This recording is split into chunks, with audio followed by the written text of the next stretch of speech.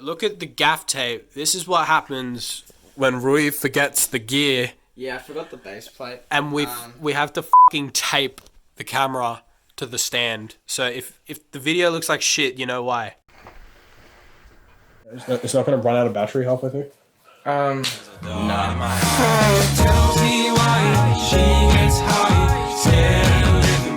Welcome to the beat video for Blue September. Me and George pretty much met on this song. We'd never produced something of this caliber before. This is the first song I produced under the Vanta name, and way back in January we made it. So it's actually technically, like on a technical level, it's a lot worse than what we're producing at the moment. Know your fucking place, trash. So it's sort of making us cringe a little bit to go back and look at it. But I think there's a lot of that sort of magic, those few spontaneous little moments that I don't think we could ever really recreate. So we're excited to explore some of those. So I wrote the lyrics to the song and sent a demo to Ruyi, and the demo was trash, but he was... Well, you say that, but like I really like the lyrical content and the melodies were all there. If you hear the original one. Is this the original demo? Yeah.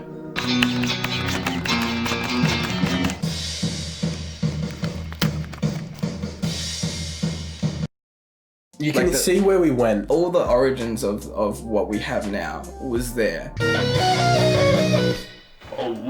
We might pop up like a little comparison between the old and the new, just to show you guys how far it's come. She tells me why she gets high. She's living, but she don't wanna die. She tells me why she gets high. She's living, but she don't wanna die. We layered these first because we always do what's called a skeleton, which tells us where we're going as far as the structure of the song. So we had a big MIDI keyboard, and George played in these chords.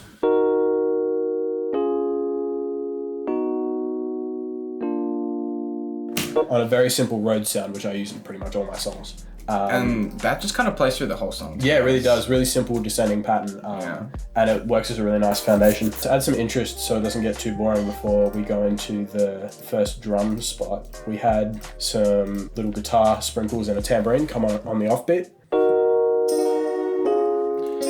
We originally actually had the tambourines on the on beat, but when we were mixing it, we kind of were like, it kind of sounds better. Yeah, we just moved it to the offbeat, and it sounds a bit more interesting. Finally, we get to our first real drum spot, and we'll go into a bit more detail with the drums later, but here it's just one kick and then snare and hats with a riser into it. So.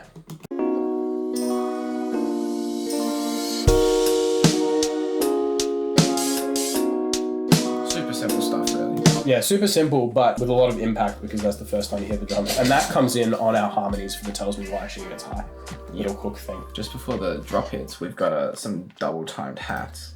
Yeah, because we were staying at my country property with my dad out in a little town called Bairnsdale, right during the middle of the bushfire season, you know, inhaling smoke and the water tasted like smoke, and seeing the sky, it was like orange every night. But yeah, we were staying with him and we showed him an early demo of this, and he said it wasn't propelling enough, and he suggested that we added these double time hats.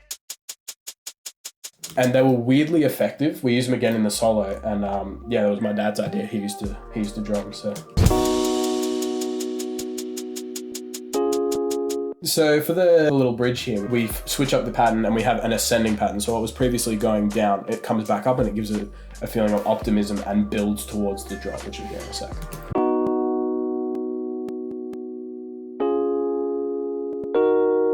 And that repeats again. And then finally we have the drop. Yeah. We'll break this down bit by bit. So here's what it sounds like. We'll play a bit from the music video essentially here. Take my eyes, I will never say.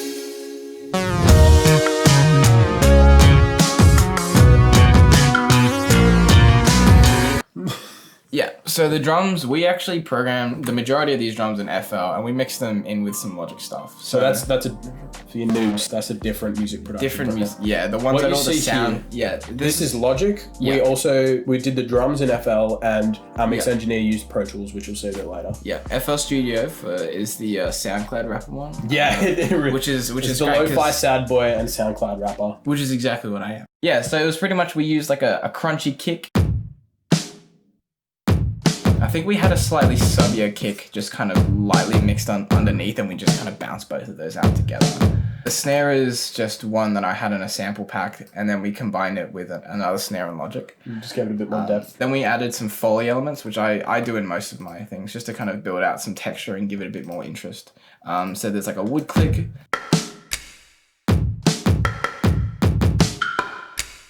So talk us through some of those sounds. Yeah, so there's like a wood click and then a rim shot, which is, it's quite a woody rim shot, I'd say. And then there was a shutter click, which I sampled that a while ago off a like a vintage camera from like the 40s that I got at some antique store. I know. Yeah, it sounds way too too but yeah, it sounds cool. It gives it a cool human touch, and it's like another element of ourselves that we've managed to put into the music. So from there, the hi-hat pattern, pretty straightforward. We combined the FL hi-hat we had with some Logic hi-hats that I had put in, and they work together really nicely. So I'll show you the bass pattern now. I'll show it to you again later when we're with our mix engineer, Nick, because it sounds completely different in the final version. But here's the pattern, what I originally played in.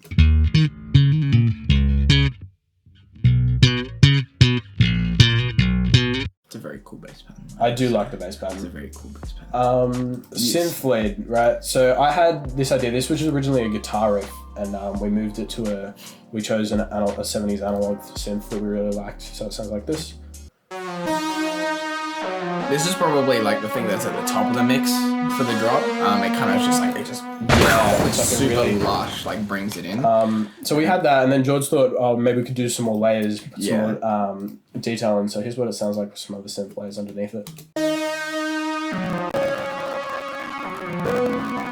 Yeah, cool. I'll take something out. I'll sample that out, it'll be fine. But yeah, we just wanted to make sure that hit was really, really impactful. Yeah. So that's pretty much the drop. It's like there's a few bits and pieces going on, but overall it's not too complex. Oh my God. This beat cut. Okay, so we wanted a beat cut for the line dart in her mouth, dart in her eyes. George decided that he wanted a bass fill there. Yeah. So I basically told him, I was just like, okay, I know what we gotta do. We're gonna have like a down. And I sort of just looked at him like, what? And he does it again. Yeah, I was like down. And I spent half an hour trying to play what he was singing to me on the bass. He basically transposed my fucking his voice. So this is what we got in the end. And see, that sounds exactly... You could have just sampled me, to be honest. The only other part I think I really want to show in this verse is this electric piano improv. And I love this. So we set up... I had the idea that we just wanted to put a little bit of a sprinkle on top as an extra element. And... so we had the MIDI keyboard, and I told George the key and showed him which notes we could use. Wasn't that your sister's? Yeah, it was my sister's. I said, just play. It doesn't matter if you stuff up, just play and we'll see what happens. And on the first take, we got it. And it was like, without trying to insult you, it was a complete fluke. I really don't think we could do it again, but it's amazing. Yeah, it's pretty subtle in the mix. You probably wouldn't notice it, but you definitely feel it. That's a lot of this track for me. Like, it's a lot of stuff that happened in the moment. Like, this recording experience was completely different for both of us. And there was so much stuff like this, which is sort of the magic of the track. Like, I don't think we could reproduce this solo if we tried. So here's what it sounds like by itself. Very System cool. overload! It's too far.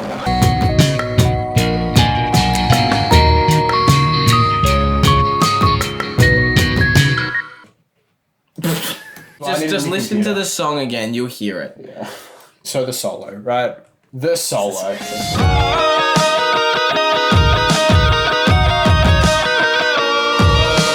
We wanted to really strip back at the start of the solo and bring it just back to guitar and drums pretty much, and then slowly add the elements that really climaxed. Yeah. So it's the same patterns you've seen before, and the solo tone is really pretty simple. I ran it through a few pedals and bust it to 2 other reverbed amps, which are spread left and right to give it a bit more juice. Basically, if you non-nerds, he made it sound nice by putting it through some sound magic things. You've all heard the solo. Yeah. What do you want to say about it? Actually, the really cool thing about the solo is told me that, Vanta. Beep it out. Ah, shit. Yeah, so in 2018, I played a really early version of this with my high school band, Jarvis Is Taken. I liked the solo so much, and it was just a spontaneous thing that I kept the video and I sort of reproduced it and fixed it up a little bit, and that's kind of what you hear in the song.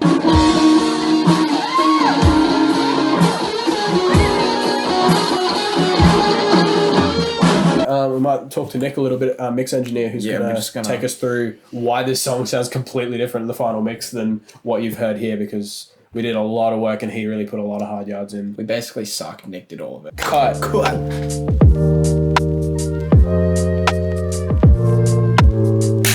You gotta do shit like.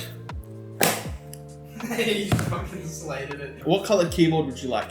We have yellow. Blue.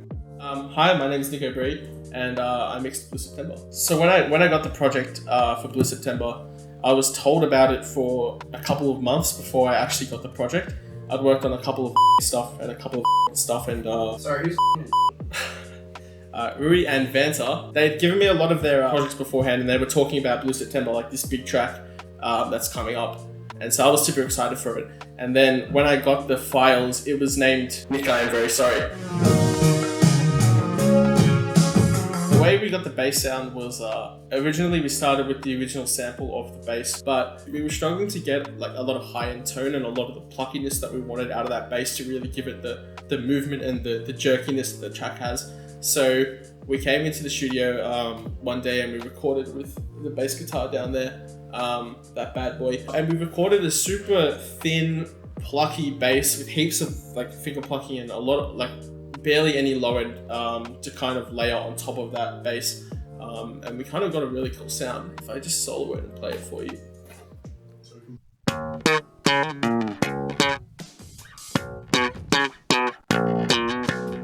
Yeah, that's where we kind of started with the bass, and then it was the battle of layering that bass, timing it perfectly to match on top of the other bass, and that took a bit of work and a bit of playing around, but eventually we got to a point where we got this bass. It sounds like this.